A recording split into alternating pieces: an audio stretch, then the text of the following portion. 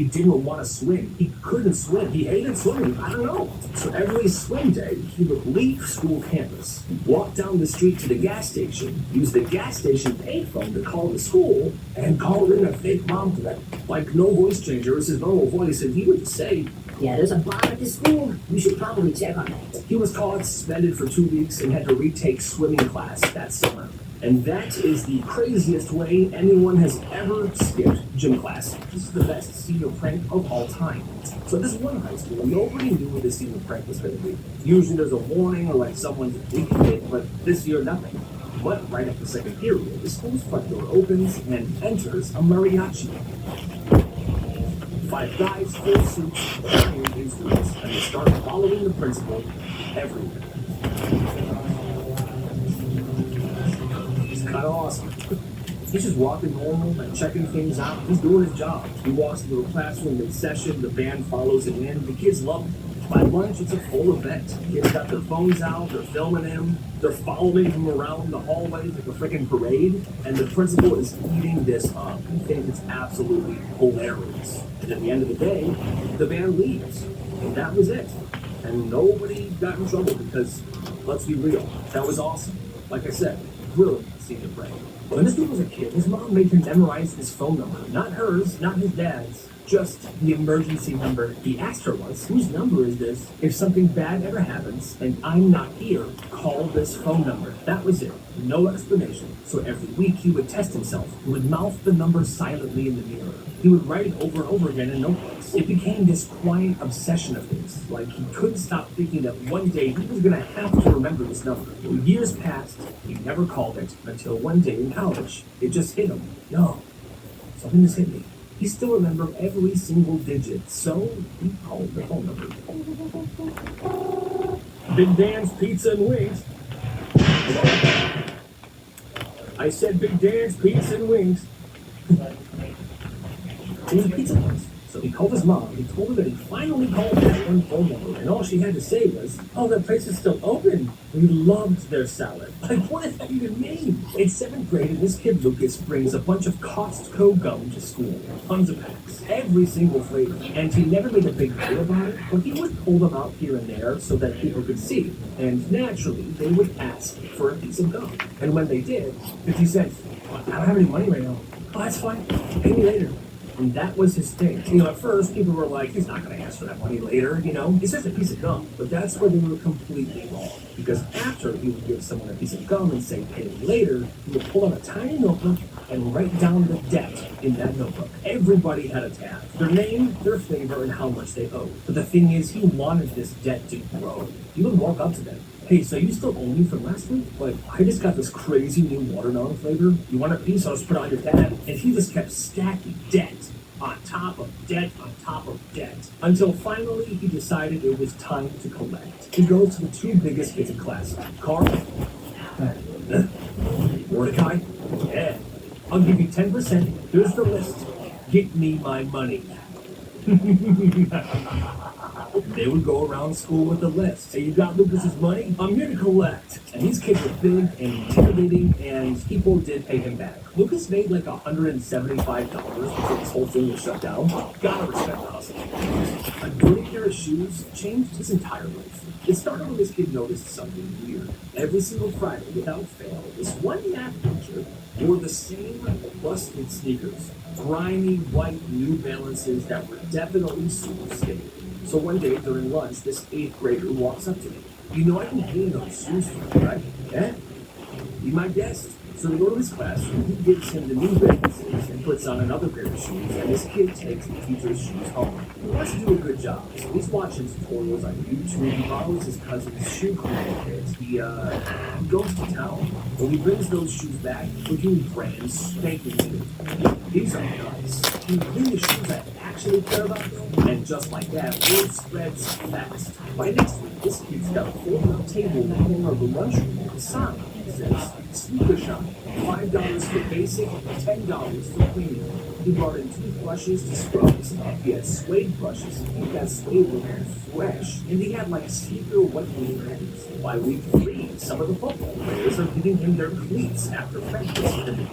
By week 4, he's got some teachers that are giving him their shoes. And by week 5, this kid is shining shoes during class, doing algebra with one hand and scrubbing vans with the other. Business was absolutely booming. Well, one teacher was kind of lame, reported him for running an unauthorized business. The principal pulled him aside and said, "Look, you're not in trouble. Just don't make a mess, keep it quiet, and bring your weights down for school today. For you, Mr. Johnson, you got it. And for you, it was free." He made $800 in 2.5 months. Eventually, after a while, it did get out of hand and he had to stop. But by that point, he had a huge clientele and he started his own website. You gotta respect the hustle.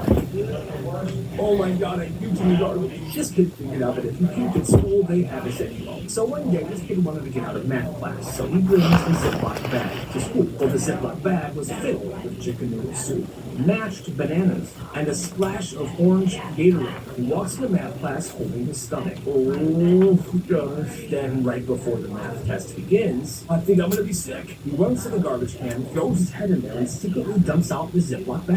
Oh my god, he threw up. What? Oh my god. Go to the nurse. Go home. I'm gonna call the janitor to get this garbage out. His Ziploc puke bag concoction looked like actual vomit. The teacher didn't want anything to do with it. His plan worked. Well, a couple days later, 3 other kids got sick, all using the exact same method. Turns out this freaking kid was selling pre-filled throw-up bags for $10 each and keeping them in his locker. Premium puke makes $10, looks real and smells real. Step right up, step right up. He almost made $150 in a single week, but one kid kind of overdid it. Oh my god, I'm gonna puke. And threw the entire puke bag on the teacher's desk. Bro, what is this? The school caught on, a bunch of kids got in super big trouble, and this whole thing was shut down. But still, disgusting, brilliant, profitable, you gotta respect the hustle. He made bank at school. It started in 7th grade, when one kid noticed the same thing every single week. Somebody forgot their lunch, somebody's card got declined, or somebody just straight up didn't eat. And every single time, they begged their friends for food or snacks at the table, and their friends were like, "No, bro, get your own." Listen, I've been there. So this kid started a business, $5 a month. And if your lunch ever fell through, he would spot you, no questions asked. So we started carrying a backpack full of basic lunch foods, a bunch of PB&Js, chips, granola bars, juice boxes, nothing fancy, but it was food. He called his business Lunch Insurance. Really? People laughed at him first. No, it's a dumb business, dude. Oh, you think so? But during that first week of business, 4 kids needed this. Hey, remember when I called your idea dumb? First of all, I'm sorry. Second of all, I forgot my lunch again, and I think I'm just gonna subscribe to the service. Oh, okay. By month 2, he had 22 subscribers, and now he had tiers. Bronze tier got you a basic fix of food, basic PB&J, basic granola bar, basic juice box. The silver tier came with kind of upgraded items, see a salami sandwich, a Capri Sun instead of a basic juice box, and maybe he threw in a nutter butter or something. And gold tier had even better items, and on top of that, hot Cheetos. He had a clipboard and a list. This guy was official. And guess what, my friends? Business was absolutely booming. Eventually, the teacher saw him divvying out snacks to people. She thought it was a black market. Well, the kid explained it. Clipboard, the tiers, lunch insurance, customer feedback. The teacher just stared at him and said, "You might be a genius. Let's stop at the hot Cheetos, okay? Those are banned at our school." And he did switch out the food. Instead of hot Cheetos, now he had Sun Chips, carbon salsa, cheddar. He was doing it right. By April, he had over 60 paying subscribers, and even a couple teachers on the list. His total revenue, $2,700. You gotta respect the hustle. We said with a straight face, it is not mathematically possible for you to pass this class. It was senior year, the final semester. This kid was failing calculus so bad that looking at his grades made him want to puke. Yeah, he messed up. He didn't do a lot of the homework assignments. He didn't study for a lot of the tests. But now the year's almost over, and if he doesn't pass this class, he doesn't graduate. So one day, he walks up to the teacher and asks her this, "Hey, miss, is there still a chance I could pass this class at all?" The teacher just says this, "Well, Stephen, at this point, I don't think it's mathematically possible for you to pass this class. Are you sure about this?" "Well, I'm a calculus teacher, so yeah, I'm sure." Well, despite this information, this kid still busted his butt for the last month of school, paid attention in class, asked a bunch of questions, studied for the final, got a C on the final. And guess what happens?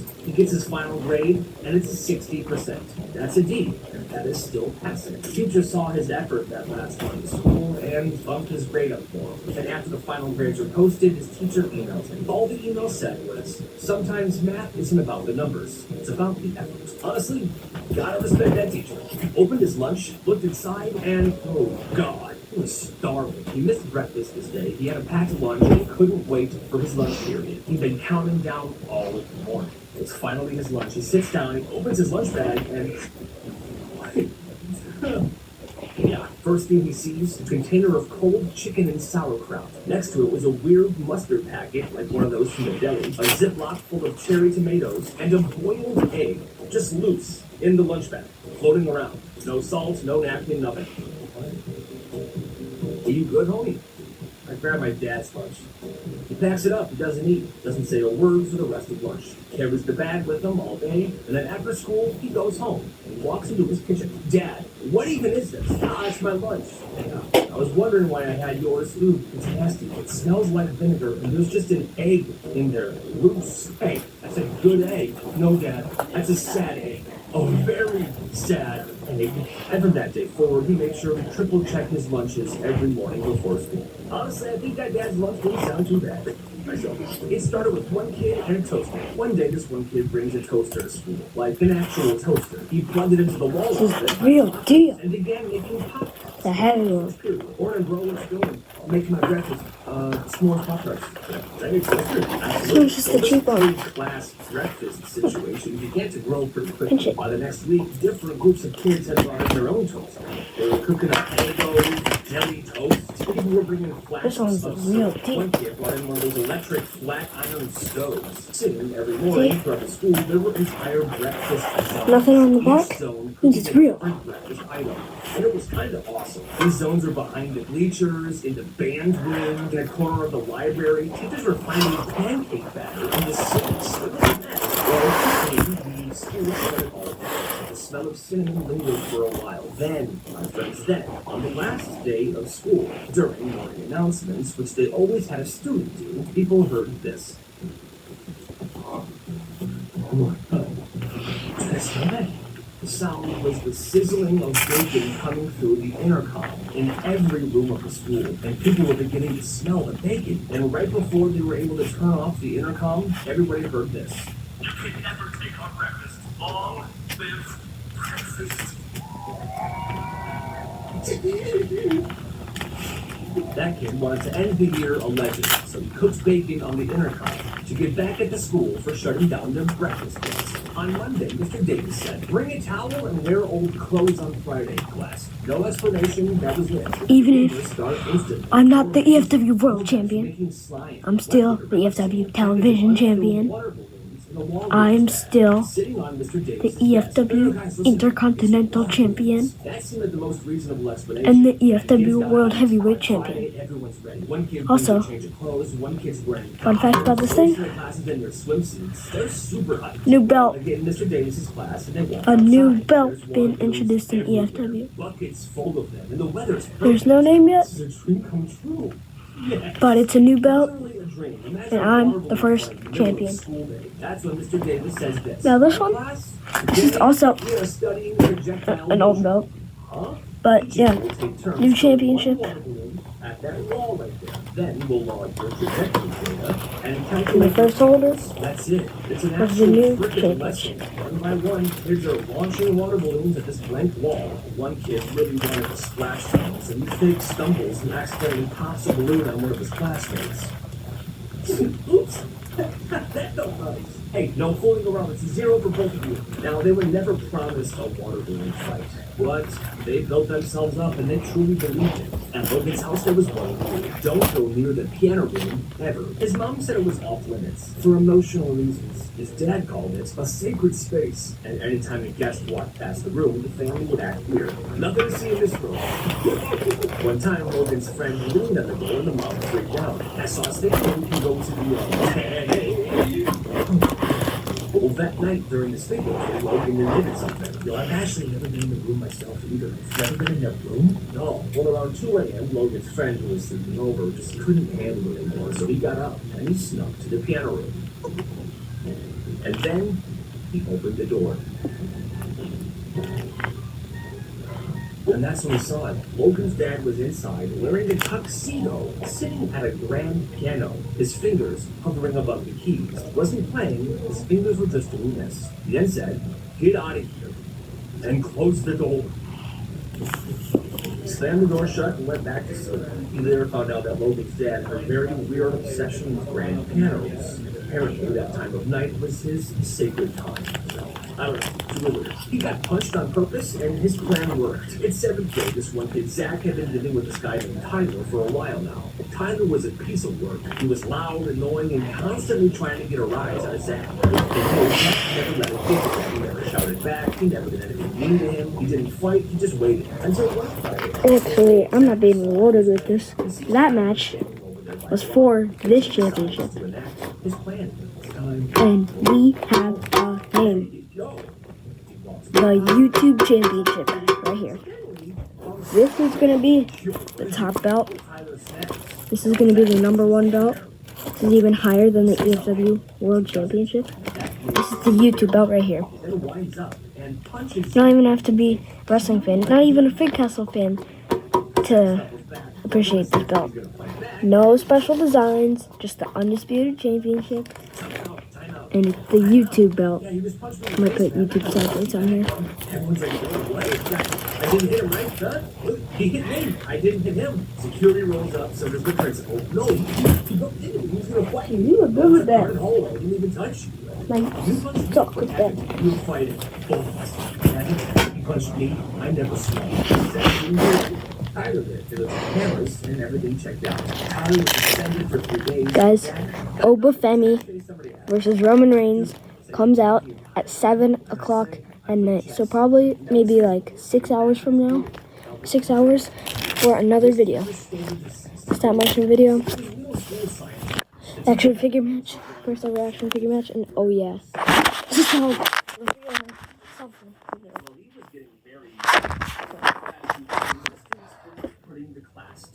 one minute. Okay, bye guys. Peace.